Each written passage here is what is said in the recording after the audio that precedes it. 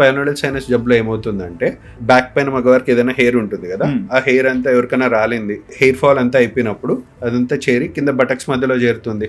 Buttocks మధ్యలో generally మనకి ఎట్లుంటుంది, కూర్చోవడం వల్ల ఈ డిసీజ్ ఎక్కువ వస్తుంది అంటాం కదా. సో మనకు బటక్స్ అనేవి జనరల్లీ ఇలా ఉంటాయి అనుకో.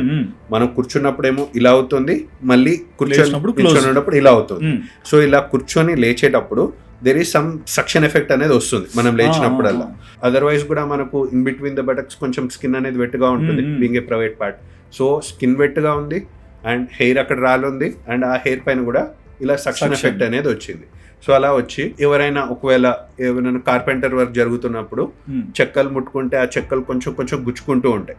సేమ్ వే మనకు ఈ పైలోనోడల్ సైనస్ అనే డిసీజ్ లో మనం ఎక్కువసేపు కూర్చొని అక్కడ హెయిర్ ఫాల్ అయ్యే కొద్దీ మనం ఓన్ హెయిరే మన ఓన్ స్కిన్ పైన దండయాత్ర చేసి హెయిర్ అనేది లోపలికి వెళ్ళిపోయి స్కిన్ లోపలికి ఇన్ఫెక్షన్ ని కలగజేస్తుంది.